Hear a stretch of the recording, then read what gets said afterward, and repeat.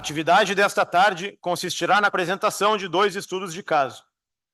O senhor general de brigada Marcelo Lorenzini Zucco, chefe do Estado-Maior do Comando Militar do Sul, fará uso da palavra. Senhor general Abreu, senhor general Sassoni, professora, camaradas, companheiros, nações amigas, veteranos. Eu já vi que o coronel De Francis ele é azarado. Ele foi orientador do senhor, o senhor comentou do doutorado. Ele estava na minha banca do doutorado também, ou seja, se é anti-bizu. Fora ele que é orientador, nós vamos parar num incêndio, numa enchente, então não é bizu. Tenho 2 majores que servem comigo, podiam estar na praia, um se formou hoje, Major Salóis, eu agradeço a presença. Major Borba, ou está faltando aula ali no centro de idioma, espero que esteja dispensado. Então, obrigado a todos. Eu não sei se o senhor Tiago está lá em cima ainda, lá em Brasília, mas se tiver um grande abraço, Tiago, um prazer. Também eu não sei se o coronel Migon, esperava encontrar ele aqui, é da minha turma, tá? É do Instituto Meira Matos, não está aqui, espero que esteja por videoconferência, senão não vai ter, vai perder ponto aí na frequência, não sei como é que funciona. Bom, vamos lá, vou falar um pouco. Primeiro, Sassoni, eu queria agradecer muito por estar aqui. Quando você me convidou para vir aqui à ICEME, eu confesso que eu falei, eu tenho que ir. O problema é que eu sou chefe de Estado-Maior e dentro do Exército, o chefe de Estado-Maior, o general já foi, ele não sai de lá, porque quem sai é o comandante para inspeções, para outras atividades, e o chefe de Estado-Maior fica ali no SPED, orientando o Estado-Maior, resolvendo o problema. Mas eu cheguei para o meu comandante, o general Hertz, falei assim, general, tinha um favor para o senhor, é uma realização profissional eu poder pisar na ICEME e ministrar uma simples apresentação. Se eu puder abrir mão de 3 dias, porque tem que um dia... Está ruim o negócio de vir de aeronave de lá. Então, ele autorizou, eu agradeço ao meu comandante também por ter autorizado, mas isso tudo é para dizer como eu estou feliz de estar aqui, Sassoni. O coturno é novo, abri a caixa hoje, o uniforme é novo, cortei o cabelo segunda-feira para estar aqui. O corpo não ajuda. Tá? Tem cara que pode botar o uniforme que quiser que não vai ajudar. Mas eu fiquei muito feliz de vir aqui. Tá? Então, vamos lá. Vou falar sobre Operação Taquari 2. Eu peço uma compreensão dos acadêmicos. Eu sou um soldado. Quando eu saí daqui, faz 15 anos que eu saí da ICEME, completando 15 anos. Então, eu fiz lá o doutorado, lá que nem eu acabei de mencionar, mas nunca mais tive contato com o meio acadêmico. Então, eu vou ministrar uma palestra de soldado aqui para os senhores. Os senhores, peço a compreensão a todos também que estão acompanhando. Uma rápida passagem sobre a Operação Taquari. Se alguém me disser como é que funciona esse trem aqui, vamos... Já foi? Então vamos seguir uma introdução, desenvolvimento, uma linha do tempo, uma constituição e agências, abordagem operacional. Por que abordagem operacional? Eu fiquei feliz quando o senhor apresentou, porque isto é uma operação militar para nós. Nós temos missões que fogem da nossa normalidade, mas foi mais uma vez o nosso planejamento, a nossa organização, em conjunto com as agências, com as outras forças armadas, com as nações amigas, tivemos 4 países conosco na operação, nos propiciaram a chegar a um resultado. Então, ela não deixa de ser uma operação militar e a gente tem que seguir o nosso método de planejamento também.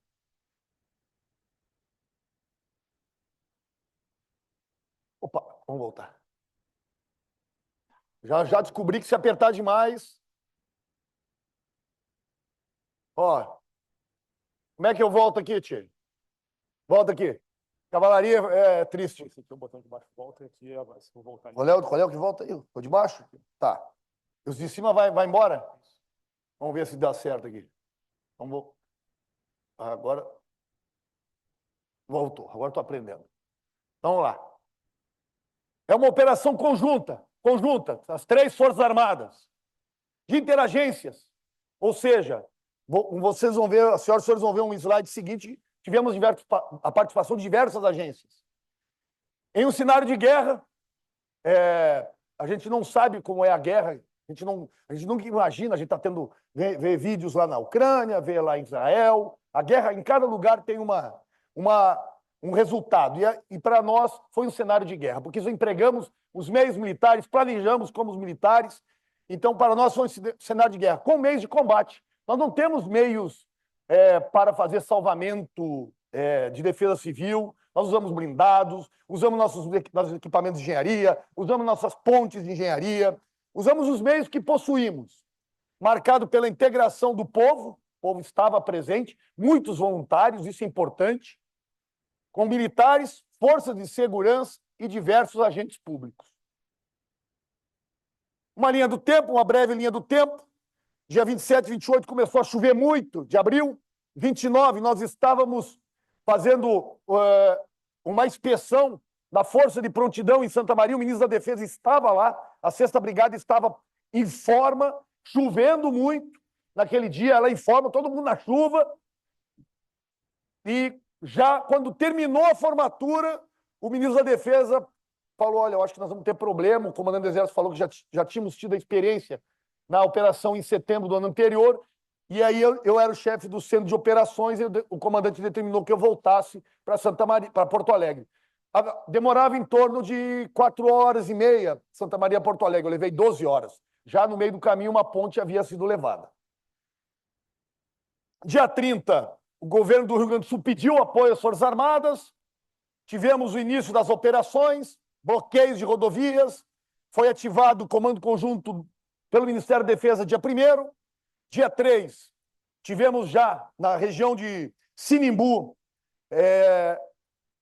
região central ali do estado, uma grande enchente, próximo ao Vale do Taquari, e no dia 4, 5, aí Vale do Taquari, aí depois região de Porto Alegre, chegando a uns picos de chuva, parava de chover, continuava chovendo até mais ou menos 23 de maio. Ou seja, esses primeiros 24 dias, chovia todo dia. Chovia todo dia. Tá? Mais ou menos. Se eu pudesse apresentar um único slide sobre a Operação Taquari, cada operação ela tem a sua particularidade. Eu apresentaria esse. Tá? Por quê? Porque foi a conjectura do local, o que ocorreu naquele período que levou a acontecer isso aqui. Normalmente, isso não aconteceria. Do que eu estou falando? Mais de 80 agências, as Forças Armadas, todas trabalhando junto no mesmo lugar. Então, quando eu falo mais de 80 trabalhando junto no mesmo lugar, porque somente aquelas que sentaram na cadeira, no briefing conosco, a gente foi colocando o seu símbolo na operação. A gente começou das Forças Armadas, depois nós tiramos, depois todo mundo que aparecia no briefing, coloca lá. E aí alguém que participava que não via o seu logotipo, coloca o meu lá. E aí foram colocando. Então, todos esses que os senhores e as senhoras estão vendo aí, eles em algum momento sentaram conosco lá no Regimento Osório, na Ipiranga, porque nós tínhamos, o QG havia sido inundado e nós havíamos perdido o nosso centro de comando. Em algum momento sentaram conosco uma ou dezenas de vezes para tratar de algum assunto, pedir alguma coisa, ou oferecer ou dar algum esclarecimento. Nós ainda temos o nosso briefing, agora está semanal, terça-feira teve o briefing, e 9 dessas agências e órgãos ainda vieram participar do briefing conosco. Tá? Eu vou clicar agora, vai passar um vídeo de 8 minutos. É um vídeo longo. Mas por que eu vou passar esse vídeo? Porque ele é um resumo e a gente vai poder explorar muitas coisas que eu não ia conseguir explorar tudo, que os senhores e as senhoras vão ver. Esse vídeo vai dar uma noção e eu vou poder abordar alguma coisa ao final do vídeo sobre o vídeo.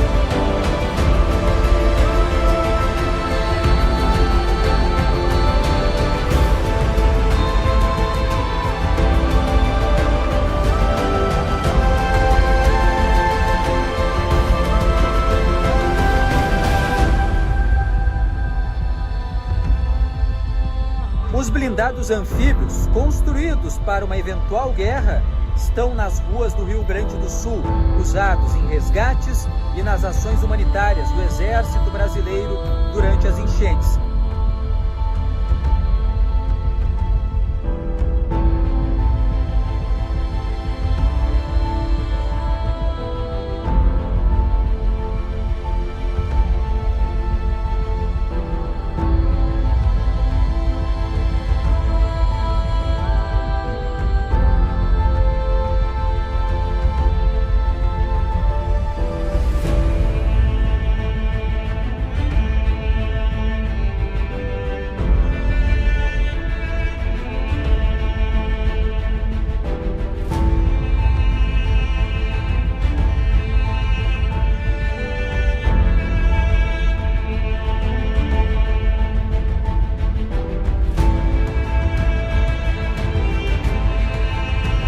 Agora o Exército Brasileiro colocou de pé uma ponte metálica que entrou em funcionamento no tempo recorde de 10 dias.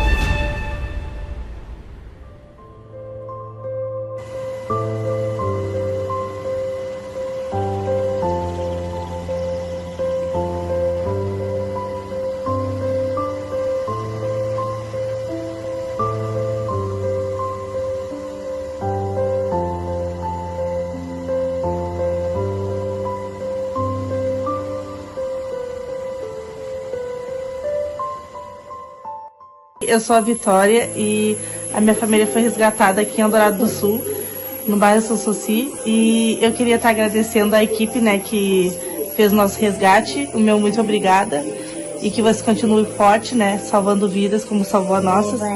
E agora a única palavra que a gente tem é gratidão a vocês todos.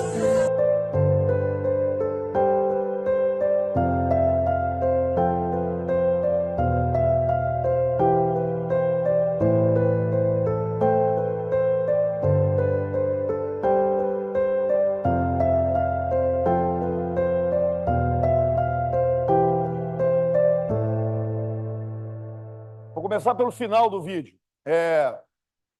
Primeiro, de uma frase ali, falou do sucesso da operação. É um pouco de prepotência e arrogância nós mesmos nos arvorarmos de que a operação foi um sucesso. Mas a gente tem que estar o tempo inteiro mostrando para a população que nós estamos juntos, trabalhando juntos, que todas as agências, os órgãos, como servidores do Estado, nós estamos presentes para ajudar. Porque em algum momento a desinformação ela começa a alegar que o Estado não está presente. Por vieses partidários, ideológicos, a gente, por vezes, não valoriza aqueles funcionários das diversas agências, os próprios não governamentais que estavam presentes, e nós. Teve um dia, o pico do nosso emprego, foram 19 mil homens e mulheres trabalhando das Forças Armadas na operação. Foi o dia que nós tivemos o nosso pico. Então, nós estávamos lá, e a gente considera, e a gente divulga que a operação, sim, foi um sucesso, e que, sim, o Estado deu uma resposta, e nós fazemos parte disso. Aquela família ali, momentos antes desse final, essa família foi... Por que eu pedi para colocar esse vídeo? Eu estava lá no Regimento Osório, eles chegaram em torno de 1 da manhã no Black Hawk da Marinha, da Força Aérea, eles estavam em Eldorado do Sul, eles estavam há 5 dias ilhados num posto de gasolina abandonado. E não sei, me tocou muito o menino que chegou sem camiseta. Então, ou seja, aquele menino estava há 5 dias, num período de chuva, não sei o que eles estavam comendo, e naquela noite a gente conseguiu, por meio de familiares que nos acionaram, a conseguir mandar um Black Hawk. Erramos o local primeiro, porque não era preciso o local onde estava a família, e depois nós encontramos a família. Então a gente acabou, pedi para colocar esse vídeo aí. Se os senhores lembrarem do primeiro slide que eu pedi para todos guardarem, das 80 e poucas agências, cada uma tem uma missão específica, como muito bem o general Abreu falou, cada um tem a sua responsabilidade, a sua destinação constitucional, sua, vamos dizer assim, forma de pensar como instituição, sua cultura organizacional. Ou seja, a nossa cultura organizacional, existe a disciplina, mas existem coisas que são a nossa cultura organizacional. Então, cada uma delas tem as suas. E o seu trabalho. Então, por exemplo, ali nós temos agências que estão preocupadas com a questão de gênero. Então, nós temos que dar apoio, porque nós tivemos no pico 75 mil pessoas abrigadas, em abrigos, dados oficiais. Então, nós tivemos problema. Aquela criança que era, por exemplo, violentada em casa pelo pai, quando ela foi para o abrigo, se descobriu que há anos aquela criança era violentada, porque ele tentou violentá-la no abrigo. Então, nós precisamos, trabalhar junto para ter essa informação e poder ajudar. Eu estou dando um exemplo aqui singular, porque muitas vezes a gente é Forças Armadas, e o que esse cara pode me ajudar? No que ele pode me ajudar? Então, no que eu posso ajudar ele? Apareceu ali grupo tático do BOP, da Brigada Militar, da Polícia Civil, nós ajudamos. Nós não estávamos em GLO, mas num bairro onde estava alagado, o único veículo que chegava lá era o Guarani, e estava tendo problema de muito furto e roubo e muita violência. Botamos o grupo tático dentro do Guarani, e eles foram lá dentro do Guarani. Tínhamos GLO? Não. Corremos risco? Corremos risco. Corremos risco na decisão, os comandantes, os senhores, vão sempre correr risco. Todas as decisões nossas têm um certo nível de risco. Se não tivesse risco, se fosse só cumprir o que está previsto, é muito fácil. Eu boto um subordinado, ele vai saber ler o regulamento e cumprir o que está escrito.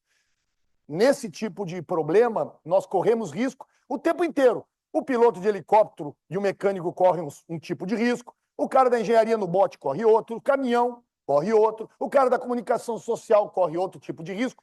Todos nós corremos risco. E muitas vezes nós que estamos ali sentados, planejando e dando uma resposta a um problema, os senhores, como futuros decisores e assessores de alto nível, os senhores também têm que, por vezes, sugerir até que ponto o risco é positivo ou não, correr esse tipo de risco, mas vão ter que correr risco. Senão, a gente coloca qualquer um no lugar dos senhores. Tivemos ali imagens do Ministério Público. Para que eu preciso do Ministério Público convidar ele todo dia para vir reunir com a gente? Porque a gente chega a nossa informação que período eleitoral, tem prefeitura, em vez de distribuir as cestas básicas, estava armazenando para o período eleitoral. O problema ocorreu em maio, o cara, sabendo que a eleição ia ser lá em setembro, começou a armazenar para um mês antes, ele ia distribuir as cestas básicas. Nós chamamos o Ministério Público, olha só, dá uma olhadinha lá. O Ministério Público atuou, pegou o secretário da Defesa Civil do município, foi preso, identificou e foi comprovado. Ou seja, a gente precisa... Estão falando mal, por exemplo, da instituição Se estão mentindo sobre a instituição, nós temos ali o Ministério Público Federal, nós temos o MPM participou, o Ministério Público Estadual também. Então, nós mostramos para esses órgãos que eles são muito importantes para nós nesse tipo de operação. Porque, infelizmente, pessoas se aproveitam desse tipo de catástrofe para angariar algum tipo de vantagem ou lucro. Vou dar um exemplo aqui, tem um card da Receita Federal. O que é Receita Federal? Tem a ver com uma operação Taquari. Toda doação do exterior, praticamente toda, só tirando as que vieram dos países aqui do Cone Sul, vinha por meio de aeronave e batia em Guarulhos. E aí tem todo um trâmite burocrático de desembaraço alfandegário, não interessa se é doação, que tem que ser feito. Você tendo o superintendente da Receita Federal participando contigo dos briefings e falando assim, o senhor tem como nos ajudar para que aquela estação de tratamento d'água que está vindo do Canadá seja liberada rapidamente, porque eu estou precisando dela no município do Vale do Taquari? Ele rapidamente, está liberado. Ele conseguia, em 2, 3 horas, liberar, dar prioridade àquilo. Então é um exemplo, muitas vezes, que a gente não consegue enxergar por que nós devemos sempre manter um saudável, republicano, contato com as instituições, porque pode ser que a gente precise dentro das nossas operações militares. E alguém tem dúvida que numa guerra, que é para aquilo que nós nos preparamos para isso.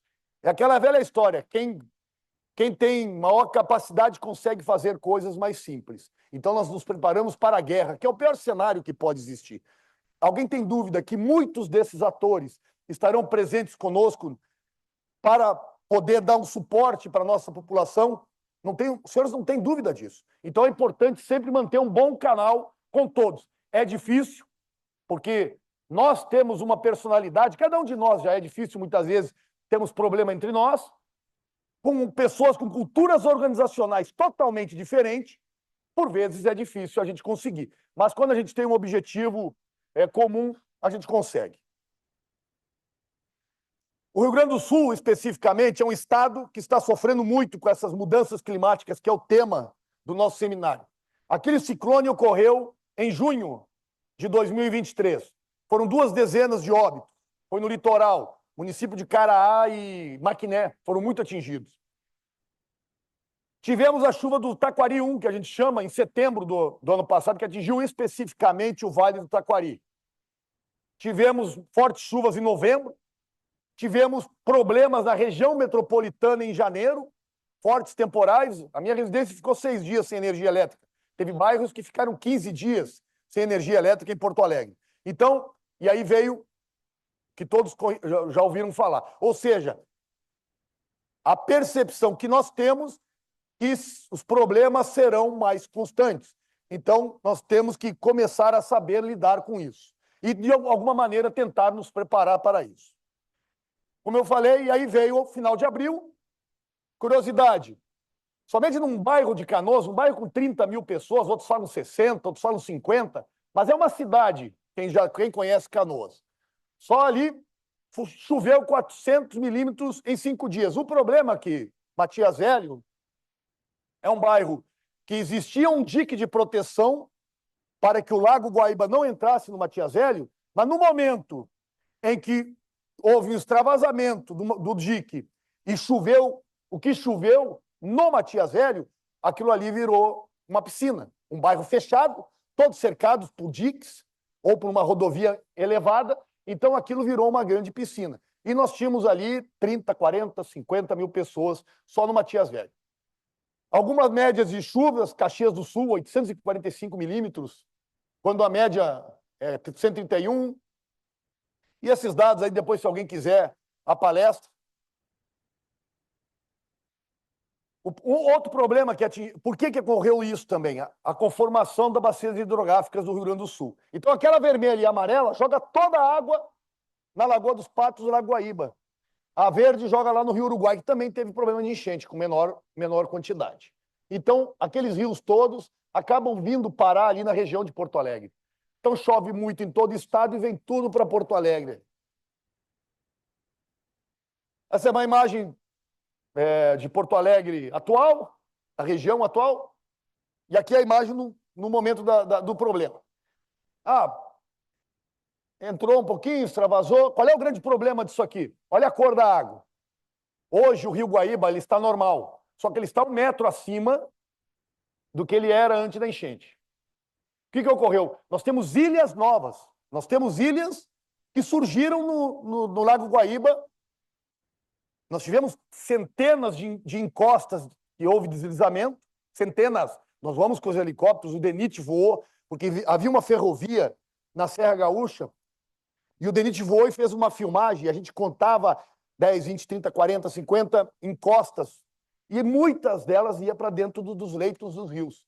Então, essa água toda, isso aqui é um grande lago, essa água toda aqui, sedimento, areia, terra, ponte, casa, isso não foi embora para o mar, isso ficou ali. Então, hoje o rio, em média, isso é um dado, não é científico, em média, o pessoal fala que em torno de 1 metro subiu o leito do Rio Guaíba. Qual é o problema? Que se chover a mesma coisa que choveu em abril, vai muito mais rápido, vai haver alagamento. Nós tivemos uma chuva agora, 20 dias atrás, onde o prédio do QG do Comando Militar do Sul, na época da primeira vez, em abril, ele só alagou o subsolo quando o Lago Guaíba extravasou para a cidade. Agora, na chuva de 2 dias, a água já apareceu de novo no subsolo. O que aconteceu? Toda a tubulação dos municípios, toda a rede fluvial dos municípios está comprometida, está entupida, foi destruída.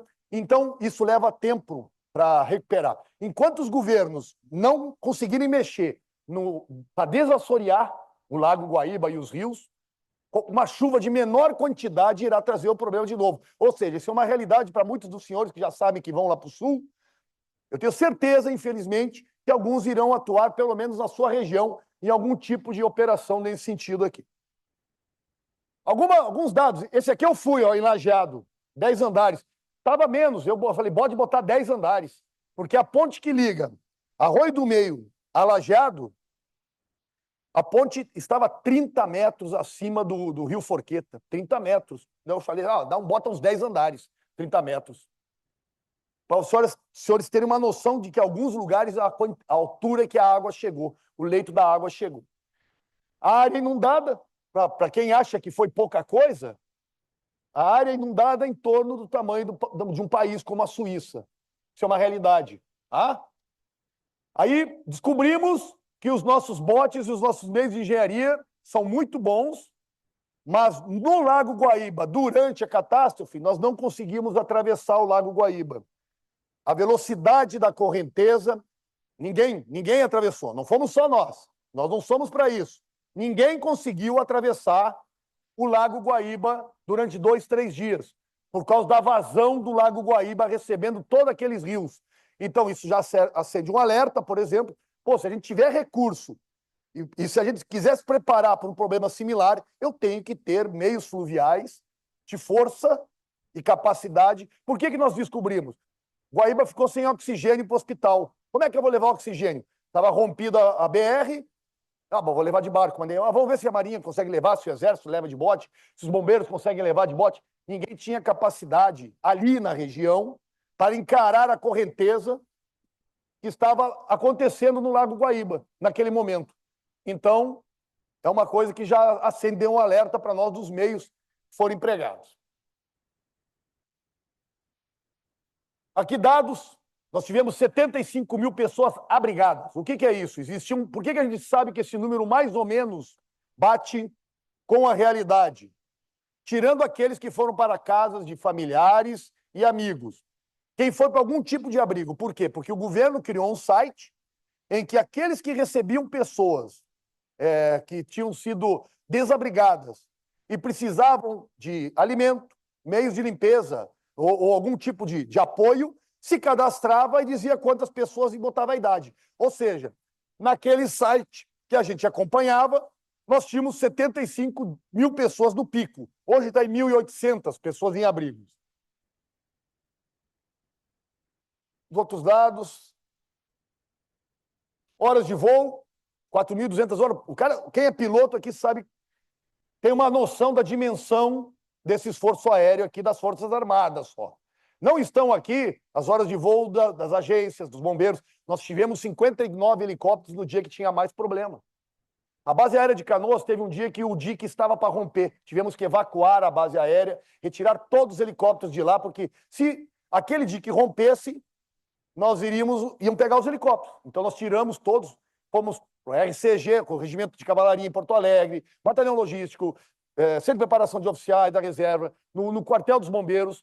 Então, horas de voo e o controle aéreo sem nenhum acidente, graças a Deus. Efetivos de tropas, meios empregados. Uma coisa, naquele vídeo aparece as pessoas num galpão, parece galpão de CTG, quem não sabe o que é galpão de madeira, rústico. Foi para onde a gente montou o nosso centro de operações, foi para onde deu para ir. Ali o que acontecia, uma das coisas de todo mundo estar, é um ambiente tumultuado, muita gente falando ao mesmo tempo, mas era aquele das mulheres que estavam ali de azul, recebendo o pedido de evacuação de um hospital. Ela virava para o lado, andava 3 passos, falava com um major, ou com um coronel, ou com um brigadeiro, pedindo um helicóptero para ir tirar. Ela andava 3 passos, ela não tinha que mandar mensagem. E o cara pegava e dava ordem já para o cara que estava no microfone ali, mandava no WhatsApp, ó, vai buscar lá.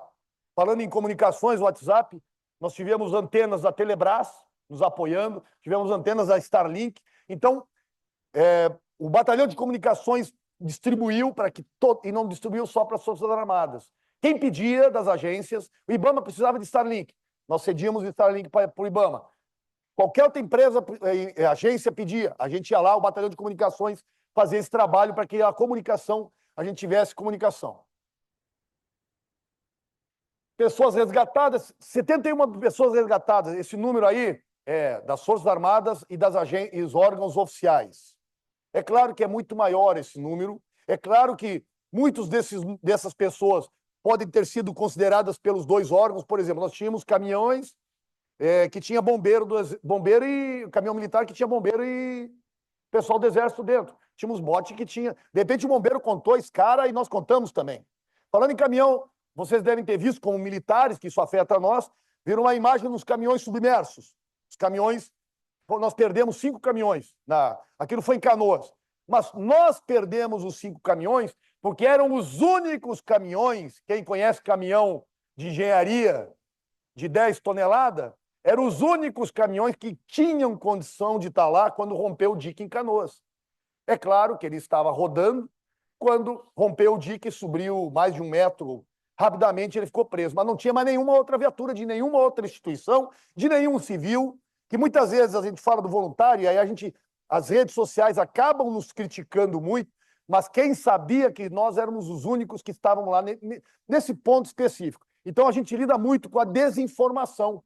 E dentro do possível, a gente tem que trazer a imprensa e divulgar o trabalho que fazemos para combater essa desinformação. Tá? Mais dados, muito importante, animais. Não fiquem estarrecidos. Existem pessoas que dão mais importância aos animais aos seres humanos. E a gente descobriu isso na operação. E cada um com a sua maneira de pensar. Então, para muita gente, e é importante, isso é um assunto muito importante. E nós fizemos feiras de doação, o quartel vai lá, monta barraca, organiza, faz tudo, chama o IBAMA, chama a Secretaria do Meio Ambiente, chama as ONGs que trabalham com a causa animal, vamos tentar fazer doação desses animais. Dos 10 mil, mais ou menos, nós ainda temos 3.500 animais. Semana passada mandamos em torno de 30 para o Rio de Janeiro, para cá. Deve ser chique, eu tenho aqui um refugiado, aqui, o alagado. Eu já vou dar um nome para ele, assim, alguma coisa assim. Não, isso aqui é da enchente lá do sul. Por que eu deixei essa foto aqui? Quer ver um assunto que ninguém pensa na hora? Isso é Porto Alegre. Porto Alegre ficou ilhada. Ilhada. Só tinha uma saída lá por Viamão. E Porto Alegre tem 1.300.000 habitantes, mais ou menos. Esses 1.300.000, eles comem, eles fazem suas necessidades e eles geram lixo.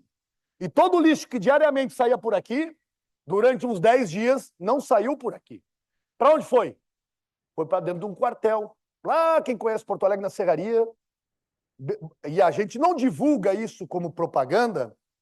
Por quê? Porque tem a questão ambiental, não era uma área preparada, não era um aterro sanitário preparado, não sei o quê. Hoje está tudo limpo, eu posso falar. já conversamos com o Ministério Público, já falamos com as...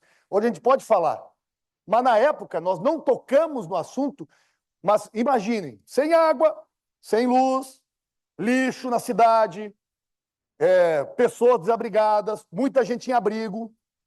Imagine o caos. Então, tem assuntos que a gente não divulga, mas tem que ter alguém pensando nisso. Tem que ter alguém pensando nisso. 1 minuto e meio, vamos tentar.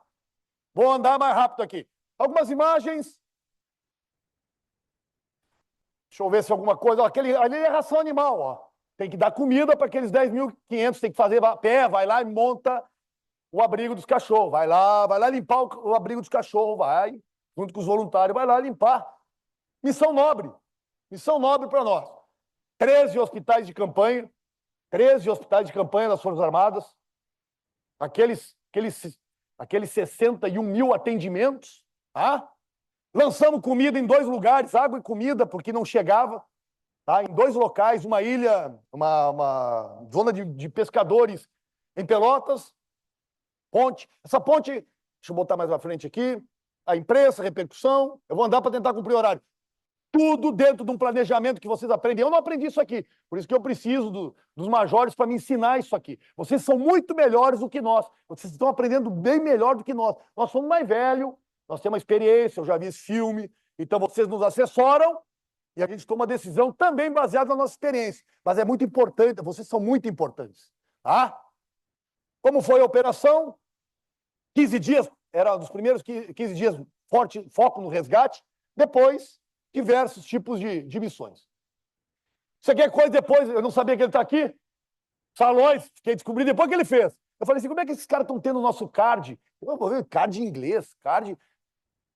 Por que eu estou falando isso? O comandante era o general Hertz, preocupado com o governador, de conversar com o ministro da Defesa, com o ministro da Secretaria, conversou com o presidente. O comandante tinha esse tipo de relacionamento. Eu estava aqui no dia a dia com o pessoal. A gente não dá conta de tudo. Como eu falei, só o cara da aviação ele tem que tomar muitas decisões sozinho. O cara da comunicação social não tem como ficar orientando ele. Então, a gente depende muito dos senhores, da iniciativa dos senhores e de nos trazer problemas ou nos trazer alguma coisa que acha que pode vir a dar problema. Então, quando eu fui ver, nós estávamos fazendo um CAD que a gente só fazia em português, eu recebi no meu celular em inglês. Eu falei assim, quem é que está fazendo isso aí? Então, o Salóis é o responsável desse negócio aí. Hoje, agora o que está acontecendo hoje? Ainda temos 8 pontos de travessia lançados hoje. Vamos lançar um semana que vem, porque ainda essa parte das pontes vai demorar muito. Nós estaremos nessa operação até final de 2025. Estamos trabalhando ainda nesses 4 municípios de desobstrução de via. Cachorro, isso aqui foi fim de semana, isso aqui foi antes da eleição, 2, 3 dias antes, o presidente do Tribunal Regional Eleitoral. Naquele fim de semana choveu, como eu falei, os rios estão assoreados. Foi uma chuvinha fraca em Arambaré. Levou a ponte, pediu para a gente montar uma ponte. Foi montado, a engenharia montou em 3 dias depois. Pegou o helicóptero, reconheceu, viu qual é o tipo de equipamento que precisava, viu qual é o que dava o equipamento, voltou para o batalhão lá em Cachoeira do Sul, se deslocaram e montaram a ponte lá. Tá? Aquelas bombas da Sabesp, estamos para devolver, agora estamos recolhendo. Ali são imagens agora dessa semana. São Paulo emprestou 18 bombas. Codevasf, em Pernambuco, emprestou 7 bombas. Alguém tem que devolver. Nós vamos devolver. Por isso que a operação ela deve se estender até 31 de dezembro, que legalmente existe uma lei, e a engenharia ficará no terreno, com certeza, até o final do ano que vem. Estamos fazendo mutirões só com a Defensoria Pública da União. Esta semana estamos em 5 municípios. Já fizemos 58 mutirões com essas agências aqui. É muita coisa. Aquele mutirão que a gente aprendeu, ou já viu na brigada, ou em algum batalhão, só essa semana nós estamos fazendo 5 mutirões. E já fizemos 58 só com a Defensoria. Fora os nossos mutirões, fora os apoios em outros mutirões. Tá? Estamos apoiando o Estado a montar kit, atrasou toda a entrega de material escolar, nós estamos ajudando o Estado. Estamos entregando água. Por que eu botei esse slide aqui? Isso aqui é essa semana retrasada, sei lá. Toda a doação do povo brasileiro, um povo solidário, doou, e a gente não pode deixar estragar o que foi doado. Então, está chegando no Sul, eu tenho que dar destino. Então, a gente está doando água ainda, está entregando gêneros, mesmo sem precisar. Está entregando para quem? Igreja, orfanato, escolinha, alguma instituição de caridade, ONG séria, a gente está entregando material para não deixar estragar. Um dos problemas graves é o gerenciamento dos depósitos donativos. Primeiro, para que um soldado que, infelizmente, ganha ali R$ 1.500, quando ele entrar lá e ver que, por exemplo, alguém doou um Nike Zero, uma chuteira, ele não se sinta atraído por aquilo. Tá? Então, a gente tem que estar o tempo inteiro, como comandantes, conscientizando para não mexer no material, para tomar cuidado com aquele material é importante para a população. Separar. Aquela senhorinha que doou uma sacolinha de supermercado com gênero, ela botou 1 quilo de carne e botou 2 quilos de arroz. Aí ela manda, entra no caminhão, aí vai parar no depósito. Aí daqui a pouco começa a sentir um cheiro. A população, ela é solidária, mas muitas vezes não sabe que não pode botar uma coisa perecível junto de uma... Então, esse tipo de problema nos galpões a gente enfrenta. Esse é o card do briefing de terça-feira. Temos 183 confirmados, 27 desaparecidos. Estamos hoje com uma máquina de engenharia no Vale do Taquari, numa área que os bombeiros ontem pediu para nós verificar que há um forte indício de um dos 27 corpos estar nessa área. Então é isso. Procuramos atender 100% dos pedidos. Está mentindo? Eles estão aqui, os dois, não vão mentir junto comigo. Tá? Qualquer pedido das agências, dos órgãos, mesmo aqueles que a gente acha que não é o caso, se não for nada ilegal, a gente atende. Para quê? Para dar...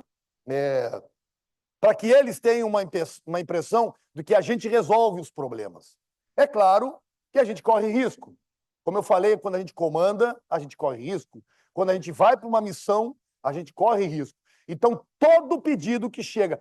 podia levar água para mim lá em Guaíba, no assiso que eu vou fazer? Vamos levar água, sim, senhora. Eu tenho uma agência, uma ONG que cuida de venezuelano lá em Porto Alegre. O senhor poderia levar comida lá na agência? A senhora só me dá o contato, Borba, liga para eles, vê se é sério o negócio, leva a comida lá. Eu preciso levar minha equipe, transportar minha equipe de avião para Santa Maria. O que eles vão fazer lá? Não, podemos transportar? Tem um avião levando carga para lá, bota de aproveitamento. Então, sempre tentamos atender 100% dos pedidos, mesmo aqueles que, para nós, tendo uma visão de um todo, pode não parecer importante, mas para eles é importante. E isso dá credibilidade ao trabalho da operação. Tá bom? Então, obrigado.